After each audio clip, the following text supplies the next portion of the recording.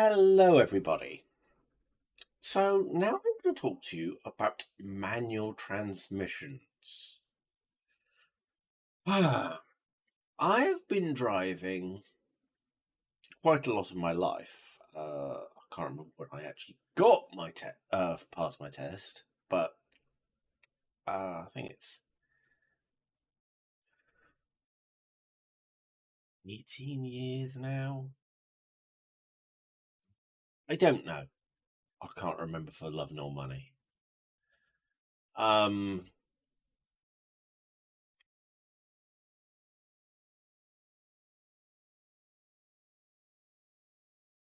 Whatever.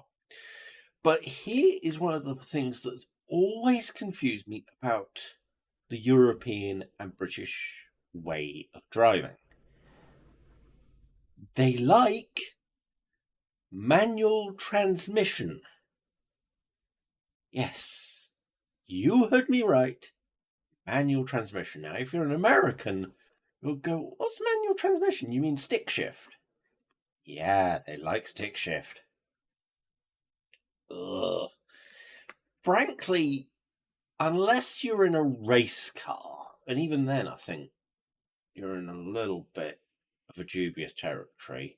Manual transmission is worse to drive because I have driven a Mondeo automatic with a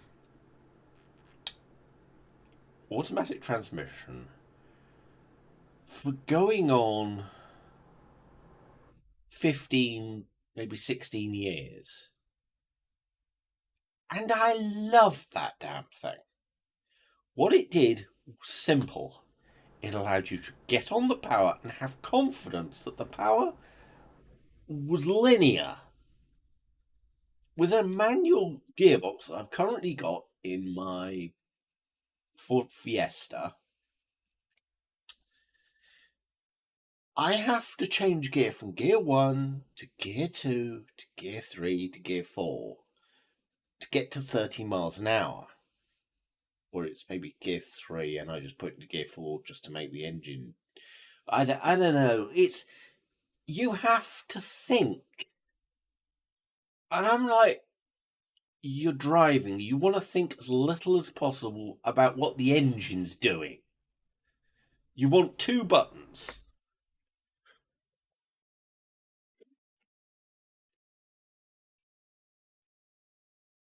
Accelerate, decelerate. But, oh, manual's better. No, it's not. The only bad automatic experience I had was my last car, which I bought, which was a Hyundai i10, which was an old diesel car that seemed it had a very bad power range, and the gearbox wasn't really meant for that kind of car. And I think if I'd had manual, I might have done better. But I didn't like that. That's the only bad automatic experience I ever had in a car. Every other, the two Mondeos I've driven, the first ever Mondeo, which was yonks ago, and the LX version, which I don't know, uh, Y-Reg, I think it was Y-Reg. They they were torque converter automatics, and they were beautiful. They were smooth. In a manual, I don't care who you are, you're not driving smoothly. You're changing gear, and you oh it. But what annoys me the most is that there is such a love of manual transmission that for some reason Toyota thought it was a good idea to patent a manual transmission for an electric car. I don't want a flipping manual transmission. I want to press D and I want to go. I don't want to be.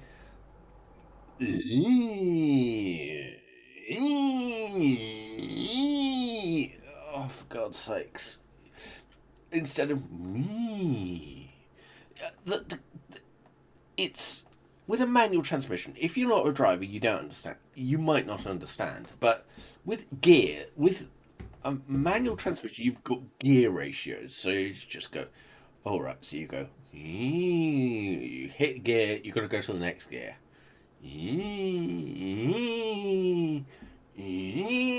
And with an automatic, it sort of sorts it out instantly. It goes, and you don't feel the gear. You don't even feel the gear change. I never felt the gear change, even on the worst car I had, which was that Hyundai i30. It's i10 or i30. It's a piece of junk. I shouldn't have bought it. That was my mistake. But hey ho. But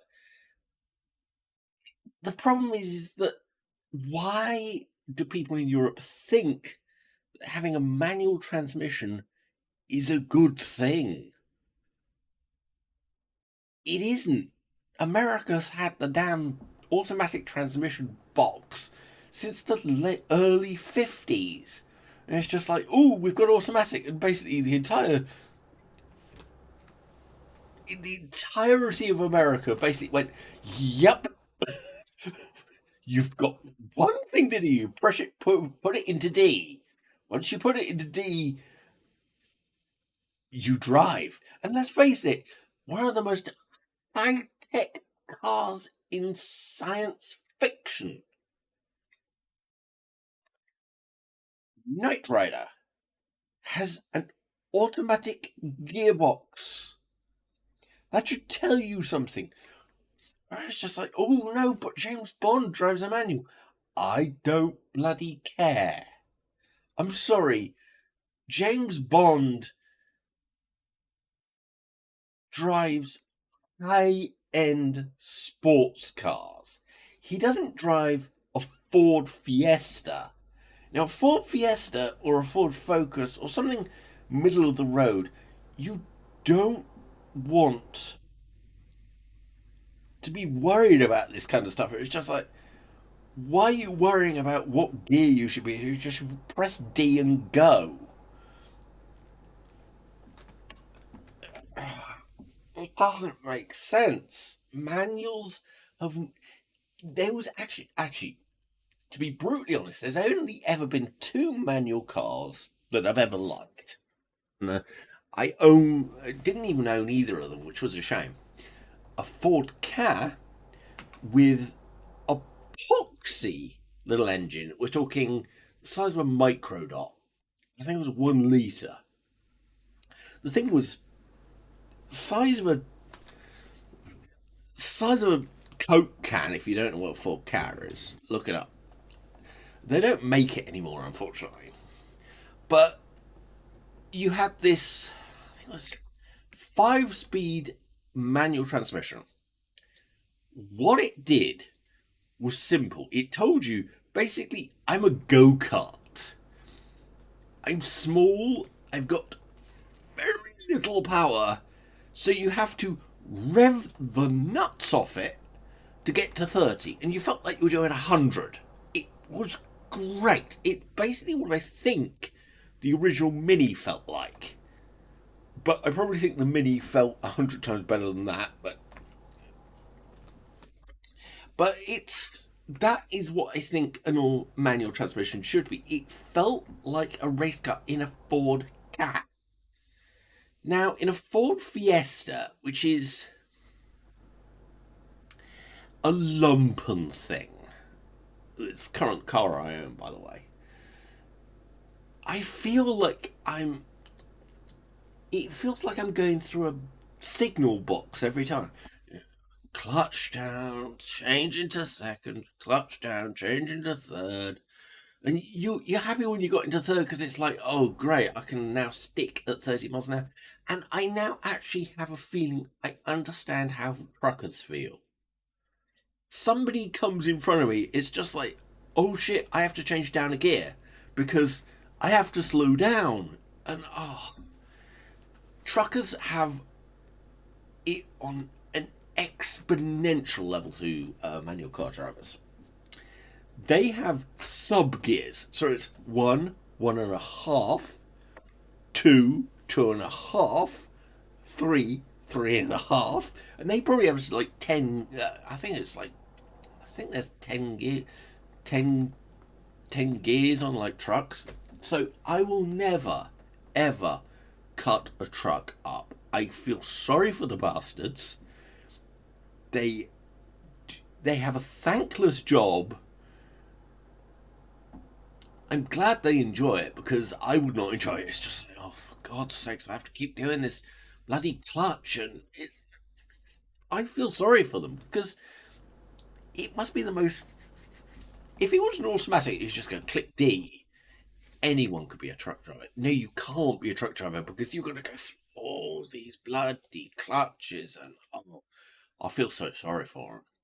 Now, getting back to the Ford Ka, that felt good because it was a low weight car. It was the smallest car. It wasn't a PLP50, of course, but it was a kitschy little thing. I think I'd call it a subcompact for the American market. And you could rev the nuts off it. It felt like you're going 100 miles an hour doing 30. When you're doing 40, you felt like you're going to light speed. And I felt safe in it. And I felt like, because you sort of clicked it from gear to gear to gear, because the ratios were so well put together, it was sort of like a race car, because you got into first gear, you got up to like around 10 miles an hour, then you stuck it into second gear. That's like 20 up to 20 miles an hour, and then you stuck it to third gear, 30 miles an hour upwards, and you sort of go, yeah, that's great. And it's just like, but with the Fiesta I've got at the moment, I love it. I'm going to keep it until I can get the car I want, which is going to take like 3, maybe 4 years. Because thank you very much, Mr. Putin. Um, with the Fiesta, you go first gear, you get to like 5 miles an hour, and then the thing has got a change indicator. And it says change gear. Oh, for God's sakes, change gear. Second. You can get to like 20 miles an hour in second gear. That's great. And then you change to third. And it feels so annoying though. It's not got the tightness of the. And I still haven't got the biting point. The biting point is so strange on that Fiesta, but sorry. I'm going way off track here. But for God's sakes, anyone who thinks that the future should have manual transmission in electric cars. Do you want to go back to dial-up internet? Really? It's just like, oh, you can have 5G. Oh no. I'll stick with this manual transmission and I'll rotary telephone. Thank you very much. Oh, for God's sakes, you can't be more antiquated thinking that a manual transmission is a good thing. You've got clutch way, you've got. It's so antiquated. But let's face it, the next car I want, that I'm aching for when I can get it, which they're not making it anymore because they can't get the batteries for the power plant for it, is not a Tesla. I don't want a Tesla. I will never want a Tesla. I'm sorry, I think they are overhyped to shit. But I want a Seat Leon E hybrid. Now, what does that mean? Basically, there's a bunch of batteries in the back of a Seat Leon that means you can go 40 miles, 30 roughly miles on battery. That's great. But also, you can have it on auto, which means that the battery power also helps the petrol engine.